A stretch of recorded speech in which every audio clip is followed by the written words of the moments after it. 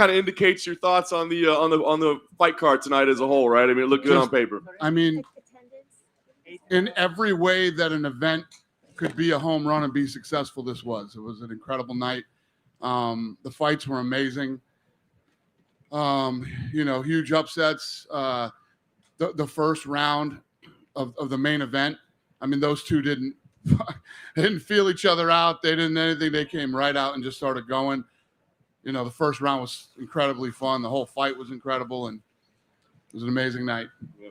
Want to get your thoughts on Charles Oliveira as a champion, right? I mean, I guess if there was any question whether he was deserving, he answered it tonight. And especially, with the story that it's always been that he can't get tested. He doesn't have heart. And it seems like he answered any of that tonight. Yeah, I never heard any of that stuff, but you got to stay off the fucking internet. That's how I make my living, sir. Yeah, I always thought he was a tough guy. He's had some bumps along the way. Same thing with Poirier. But like I said at the press conference the other day, they're two blue-collar, hard-working guys that have grinded their way to the top. Yeah, I mean, he went tonight and beat Dustin, and Dustin is, a very, very tough, durable, well-rounded guy who has had a ton of experience, and it was a big night for Oliveira. Have you had a chance to speak to Dustin at all yet, and have an idea of where he might go from here? Obviously, this is a tough break for him. No, I mean, we talked after the fight, like up in the octagon for a second. I just saw him outside when I was walking out here, but there's nothing to talk about right now. He needs to go home, relax, enjoy some time with his family and holidays. And, when he heals up and all the bullshit blows over, we'll figure out what's next for him. There's no rush. We don't have to decide anything tonight. I know you don't normally like to say, who's the number one contender, but you said coming in like, hey, Justin Gaethje's definitely next. So as we sit here, Justin Gaethje definitely next. Yeah, it makes sense. And I know it's kind of out of your hands, but Brazil as a possibility. I mean, obviously we know what's going on in the world, but do you have any indication if 2022, like it might be possible for Charles to defend his belt against Gaethje down there? I have no idea what's possible in 2022. I don't give a shit. I could care less. Nice. Texas, Florida, Apex. Florida, Texas, Apex. Abu Dhabi, Florida, Texas, Apex. Scheduled. I don't give a shit if anything opens again. Whatever. I don't care. I'm not even thinking about it. I could care less. I did want to ask you about the co-main event. Obviously, a shocking result. It's been a thorn in your side to get it delivered tonight. What did you think of her performance? Yeah. Juliana is a person who always believed in herself and believed that she could win this fight if she got it. And I mean, you heard it at the press conference, heard it the months after this fight, and she did it. She did it tonight. It's one of the great things about the sport. It's what makes the sport.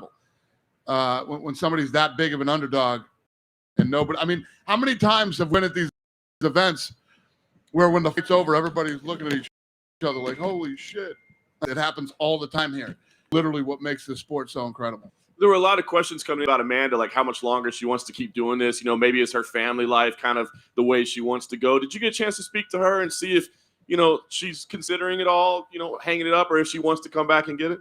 Listen, it goes right along with all the storylines. She's been on top forever, regardless of what you think. She's made shitloads of money. She has a lot of money. And, she has a baby now, family. These things change you. Yeah. If she wants a rematch, do you think she is deserving given how long she was on top? Yes. Last thing for me, I just want to ask you about Sean O'Malley, another fantastic performance. I mean, he's kind of laughing about being the unranked champ and all that. I imagine he's probably going to have a ranking now, but I know you said coming in, we're not sure if he's ready for the top guys yet. Did he show you tonight that he's ready for the top guys? The guy he beat tonight is a real guy, a very real guy.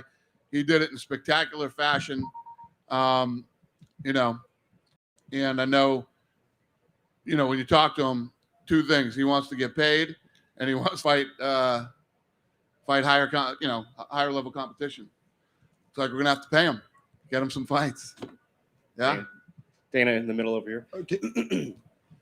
Just want to get your thoughts on Dominic Cruz's performance. Had a rough first round there, almost got knocked out, but came back and looked great. What'd you think? I agree. He won fight of the night tonight. Yeah, Dominic Cruz still has it, man. It's impressive. And earlier in the night, Aaron Blanchfield had a dominant win against Miranda Maverick. Young star in the making, it looks like. What'd you make of her performance? Yeah, listen, anybody you ask me about on this card tonight, tonight's card was amazing. It was an incredible night of fights. It was huge. Pay-per-view was huge. The gate was $8 million. The biggest non-Conor McGregor gate ever at T-Mobile. And Kayla Harrison was in the crowd. Does Amanda Nunes losing, does that kind of change anything in terms of bringing her in? Yeah, these are those things, man. For like a Kayla Harrison,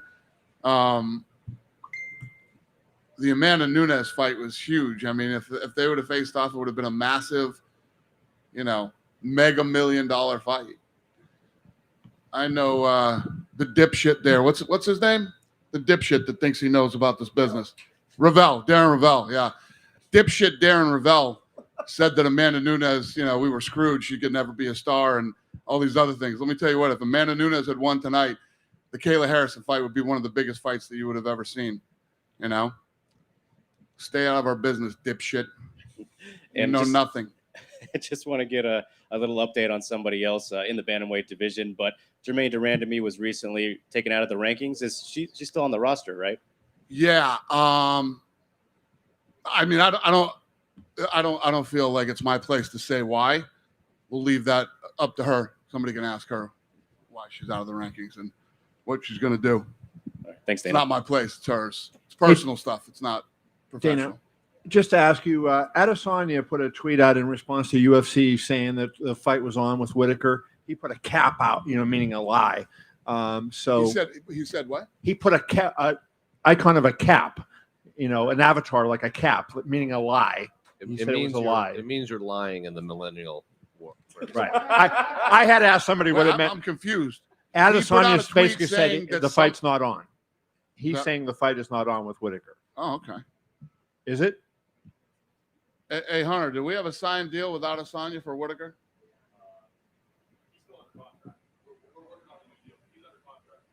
No, No. Hunter. Do we have a signed contract for him to fight Whitaker?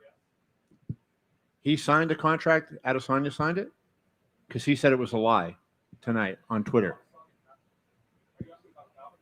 Yes.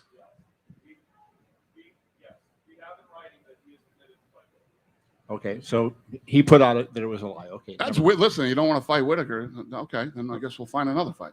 Okay. Who gives a shit? I guess not you. Who gives a shit? I definitely don't give a shit. You don't want the Whitaker fight to be on? Okay, then we'll find something else. Why would we lie? When have we ever fucking lied? This fight's coming up. We lied about it? I didn't say you lied. 20 fucking years have we ever lied about, making a fight?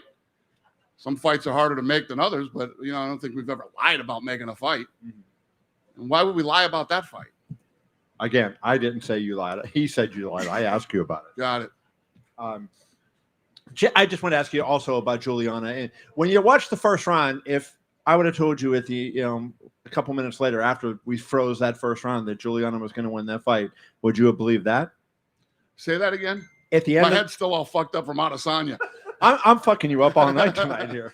At the end of the first round, if I had said to you, Pena's going to win this fight, would you have believed it? Well, yes. I mean, I think that anything is possible. I mean, we've seen it so many times. Anything is possible in this sport. And what do you make of her, confidence and where did that come from? Because you look at it, she hadn't even won back-to-back fights in about 4 years, right? I mean, so where does that confidence come from in a person? I had my kids in some jiu-jitsu tournament when they were little. And the first time that I ever met Juliana Pena, she walked up to me and introduced herself and told me who she was. And she said, I'm going to fight for you someday and I'm going to be a world champion when I met her. So she's always been like that, and yeah, she did it, man. She did it in spectacular fashion. Then what do you do with Cody Garbrandt now? He drops the flyweight, hoping to find some new life, and then he gets another brutal first-round knockout loss. What do I think about it? What do you do with Cody moving forward now? I don't know. That's a good question. You move down a weight class and get knocked out down a weight class. Yeah, it's a rough one. Finally, And he's been clipped a few times now, and you start, and Kai was in here, said, I'm not going to fight again until it's for a title shot. He's calling for the winner of Brandon Moreno and Figueiredo. Who said that? Kai, the guy, Kai Car. He's not fighting again until he gets a title shot. That's what he says. Okay. Hey, Dana, right here. I want to touch back on Kayla Harrison. Notably, she was shouted out on the broadcast. You are talking very glowingly. When we spoke to her at MMA Awards, she said she's still a free agent. Would you say that might be changing soon? That she's a free agent? Yeah. Is the UFC, is the way you're talking and shouting her out, is the UFC making a more serious play to sign Kayla Harrison? Yeah. I mean, I said it last week that we were talking, and then she said it this week that we were talking. We're talking. I want to ask about the prelims with Jillian Robertson. Priscilla Cachoeira it looked like she gouged her eye when she was trying to get out of the rear naked choke. Ioli told me that. I didn't know. I didn't see it. Saw a picture, but I got it all from Ioli. I didn't see that. So no decision will be made until you guys review that internally. I haven't seen it yet. I don't know anything about it except for what Kevin told me. Just want to touch on real quick. You're obviously going to Anaheim next month. The UFC does have the Crypto.com sponsorship.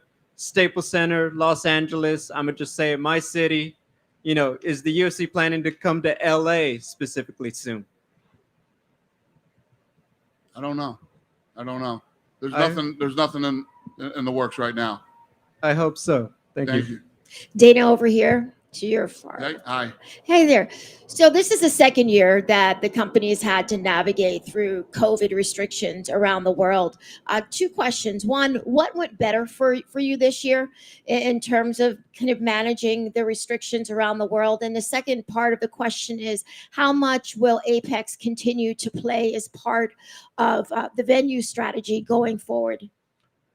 Yeah, I didn't hear the first one. What was the first question? The first one was how much easier was it for the company to kind of navigate all of the COVID restrictions this year as opposed to the first year when it happened? Oh, it was much easier. Obviously, there were many more places open, and including New York, that I thought would be impossible at one point.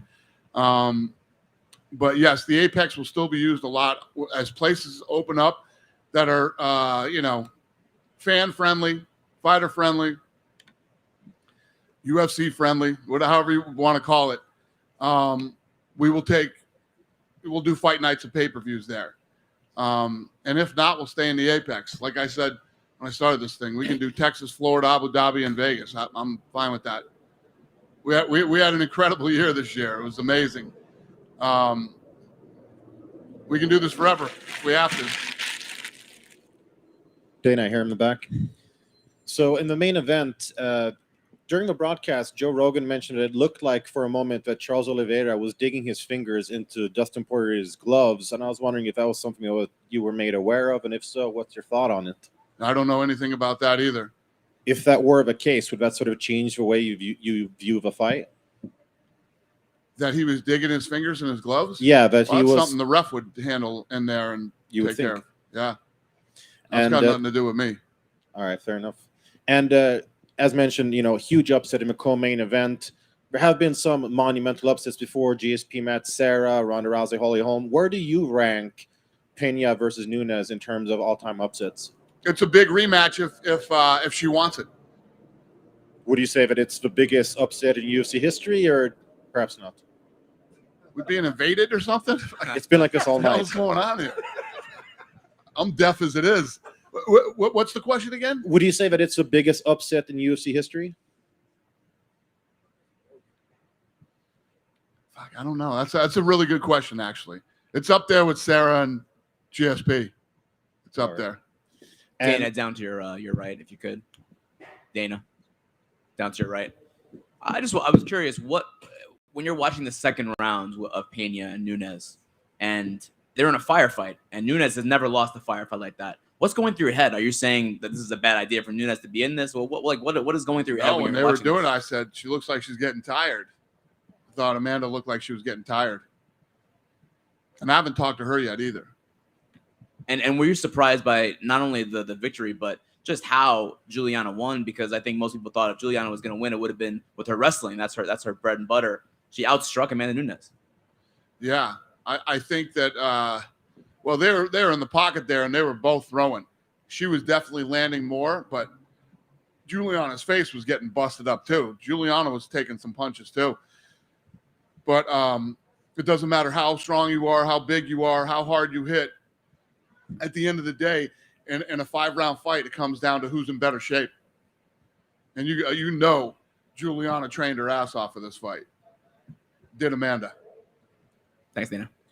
Hey, Dana, question for you. With Amanda Nunes losing tonight, does this result change your opinions if you ever want to see a trilogy fight with Valentina Shevchenko? I wasn't loving that thing anyway going into this fight. So that was never really in my plans. Lastly, I heard that Michael Chiesa got in some sort of scuffle. Is there any truth to that during that fight? No. He did not get in a fight. I say this without embarrassing this guy. He had a little bit too much to drink this evening. When she won, he freaked out and tried to jump into the octagon and fell down on his face, cut his eye and busted his eye open, then was arguing with the police that he needed to get into the octagon and be with her because that's his teammate. They dragged him out, got him outside, and we calmed him down in the back, and I went back and talked to him for a minute, and we're all good. Good? Dana, down here to your right. Yep, go ahead. How would you assess 2021? Because obviously you've had to navigate through the whole COVID situation and whatever. How would you assess 2021 in general? It was the best year we've ever had. It was the best year we've ever had. We smashed. I mean, we smashed the pay-per-view record. 8 for 8 sellouts. All those shows that had fans. We broke the all-time pay-per-view record this year for most pay-per-view buys, and tonight we smashed it. I mean, we didn't just break the record; we smashed the record tonight. Incredible fights this year. I don't know. I don't know what else to say. It was an awesome year, incredible year. And if you could pick a highlight of the year, what would it be? My highlight for the year. That's a tough one. I don't know. Right here, right now, I don't know the answer to that. There were so many things that happened. Good stuff. All good stuff this year. No real negativity, no bad shit. We kicked 2020's ass, and then we rolled right into 2021 and did the same. You know? And yeah, it's been awesome. Cool. You guys done with me? Thanks for everything this year, you guys. I appreciate it. I hope you guys all have a happy holiday.